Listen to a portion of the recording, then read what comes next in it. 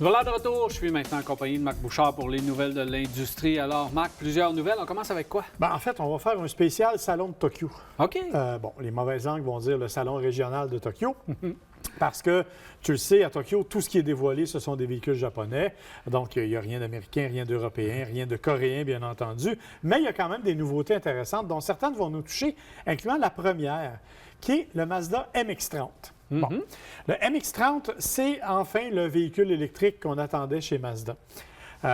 Comme tu le vois, on n'est pas très loin du style habituel. On a gardé le design Kodo, on a gardé le principe traditionnel de Mazda.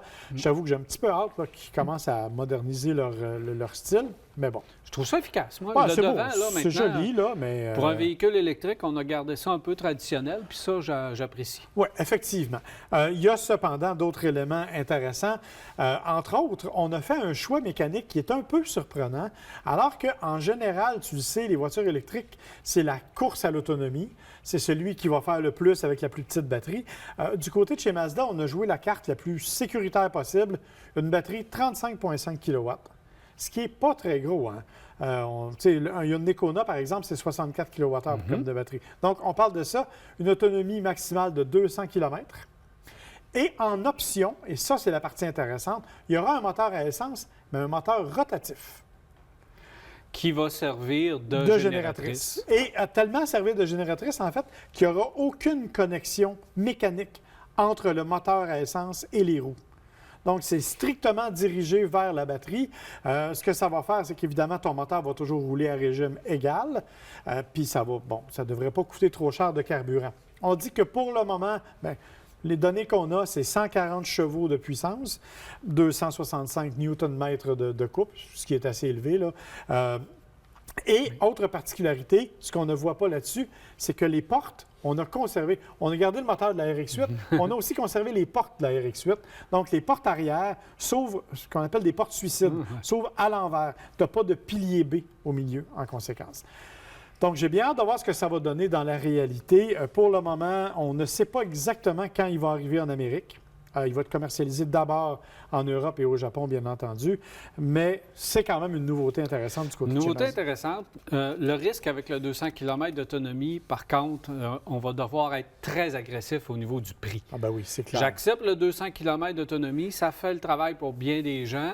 On a critiqué Nissan avec son 160. Ça, peut-être que là, c'est un peu juste. 200, ça peut aller, mais on doit avoir un prix extrêmement agressif. Sinon, les gens vont opter pour prolongation d'autonomie avec le moteur essence. Puis déjà, écoute, tu parles de Nissan, tu te rappelles-toi que la nouvelle Leaf fait quand même 241, puis tu as une Leaf Plus qui fait beaucoup plus que ça. Donc, 200, ils sont parmi les plus bas sur le marché actuellement. On va voir ce que ça va donner. Si le prix est bas, c'est ça, le exactement. véhicule est beau, le véhicule est intéressant. Si le prix est agressif, pourquoi pas? Exactement. Parlant de Nissan, d'ailleurs, Nissan était là aussi. Ils ont dévoilé leur concept Ariya. Ariya, ce que c'est le premier véhicule, en fait, qui est fait sur la plateforme électrique de l'alliance Renault-Mitsubishi-Nissan. Et c'est, bien sûr, un mélange entre le Rogue, je te dirais, et une Leaf. En termes de dimension aussi, c'est ça. Véhicule 100% électrique. On parle de 600 km d'autonomie, mais on n'a donné aucune caractéristique mécanique. Zéro. Sauf que le design, on dit qu'il est à 95 % ce que pourrait être la production. Wow! Alors, on est vraiment dans un autre style. Moi, je pense qu'on a un peu exagéré sur le 95 % quand on regarde la partie avant, c'est un peu intense. Mais quand même, c'est donc la nouvelle orientation stylistique que Nissan veut prendre avec ses voitures, avec ses véhicules électriques. Et on dit que ce sera le premier d'une autre série sur cette plateforme-là qui s'en vient. L'avantage, évidemment, c'est que ça permet d'avoir un centre de gravité très bas, les batteries dans le plancher.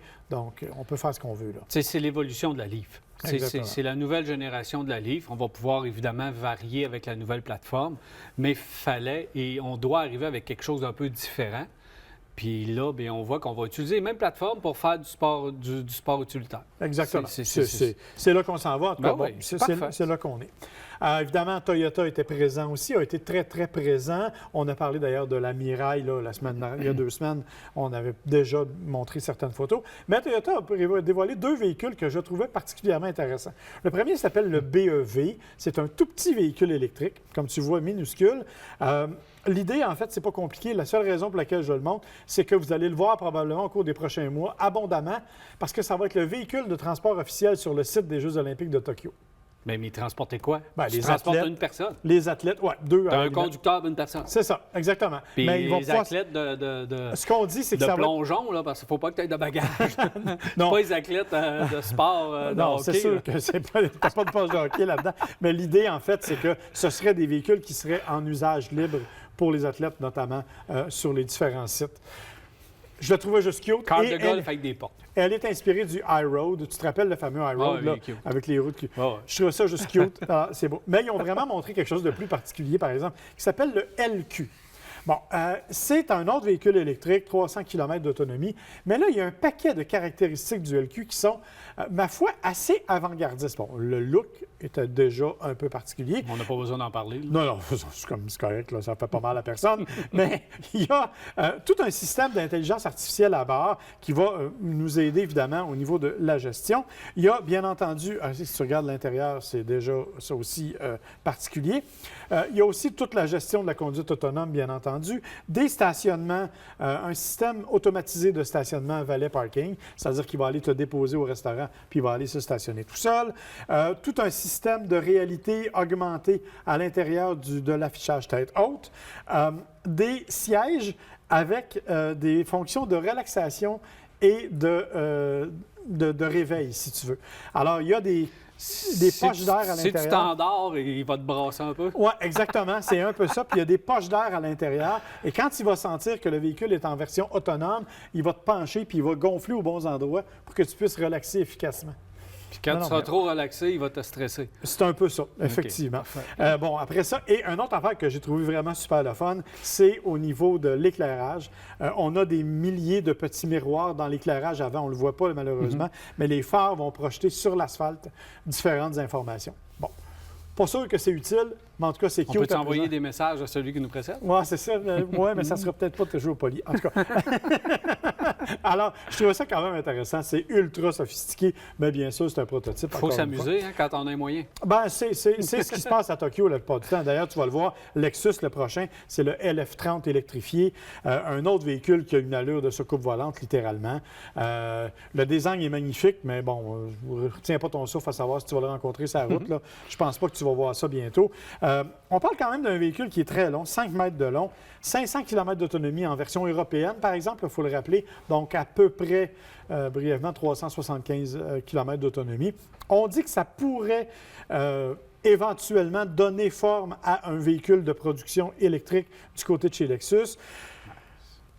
On sait qu'on s'en vient dans cette direction-là. Là, on s'amuse un petit peu là, avec le style, le design et tout ça. Mais encore une fois, c'est 4 moteurs électriques aux 4 roues, donc c'est un rouage intégral électrique. Toute une gestion de ta posture à l'intérieur et de la posture de la voiture. Donc, on contrôle, parce que tu as 4 moteurs électriques, on est capable de contrôler le couple. Ça permet de stabiliser la voiture. Bref. Je ne sais pas ce que ça donnerait si un constructeur osait sortir un véhicule comme ça. Oh, d'après moi, il n'en vendrait pas des tonnes. D'ailleurs, le prochain, je ne suis pas sûr qu'on en vendrait beaucoup non plus, c'est le Mitsubishi Mitech. Écoute, honnêtement, je ne sais pas comment qualifier ça. Écoute, c'est très osé parce que ça a l'air d'un dune buggy, c'est vraiment tough. C'est cool. Et la particularité, c'est que c'est une turbine à gaz à l'intérieur au lieu d'être un moteur. Ça, c'est étonnant. Ça, c'est vraiment étonnant. Donc, on est encore dans une espèce d'affaire. Tu as 4 moteurs électriques aussi qui sont placés aux 4 roues, alimentés par une turbine. L'avantage de la turbine, c'est qu'elle peut recevoir n'importe quelle essence. Exactement. Donc, du kérosène, de l'essence normale ou du diesel. Oui. Donc, on peut s'amuser avec ça. Effectivement. Il y a un silement, mais là, elle est très minuscule. Pensez pas aux turbines d'avion. Là. Elle est très minuscule, la petite turbine, et ça peut être très efficace. C'est peut-être quelque chose qu'on va pouvoir voir arriver peut-être plus vite qu'on pense. J'avoue que je ne sais pas. C'est particulier. C'est les premiers à faire ça. Et on a évidemment misé énormément sur l'aspect et sur les capacité hors route du véhicule. Là. J'espère qu'on ne veut pas nous passer un message design avec ce véhicule-là. J'espère, parce que j'avoue que ça serait un petit peu raté. Rapidement, la prochaine, c'est la Honda Fit, qui en fait là-bas s'appelle la Honda Jazz. On l'a remanié, mais comme tu vois, c'est pas dramatique comme changement. C'est efficace, moi je trouve, c'est bien. Oui, dans le sens où on a juste joué un peu avec la silhouette, la simplicité. L'intérieur a été complètement redessiné. Ça, c'est bien fait. Ouais. Ça, c'est une bonne nouvelle. La seule triste nouvelle, c'est qu'on a refusé de confirmer, de dire que cette voiture-là viendrait chez nous. Mais voyons. Alors, pour le moment, on sait qu'elle est au Japon, mais on n'a pas de confirmation qu'elle va être vendue en Amérique du Nord parce que les États-Unis n'aiment pas beaucoup les petits véhicules. Et tu sais comme moi que si les États-Unis n'en veulent pas, Honda Canada n'importera pas la voiture. Il faut arrêter. Là. La Civic est de plus en plus grosse, la Accord est de plus en plus grosse, il n'y a plus de petites voitures. Il faut continuer de nous amener ces petites voitures-là qui ont un format qui plaise à bien des gens. Exactement. Tout à fait d'accord, mais c'est pas nous qui décidons, malheureusement. Une dernière pour la route? Deux petites dernières. En fait, la Subaru Le Vorg, qui est un autre véhicule qu'on n'a pas, qu'on a présenté en version concept un peu remaniée. Comme tu vois, c'est une Legacy retravaillée. Et le dernier, je te montre parce que je la trouve vraiment mignonne, on ne la verra jamais chez nous, c'est la Suzuki Anare. Tu trouves ça mignon, toi? Ah, moi, je trouve ça mignon, mais tu sais. Mais voyons, tu sais pas c'est quoi qui est le devant ou l'arrière. Avoue que c'est une belle boîte à lunch. Là. Tu sais pas de quel bout la regarder. Là. Écoute, ça s'ouvre par le côté, évidemment. Ça se déplie en deux. C'est un prototype qui est supposé être 100% autonome. Je te l'ai dit, là, attends pas de voir ça chez nous, attends pas de voir ça nulle part sur la route, de toute façon.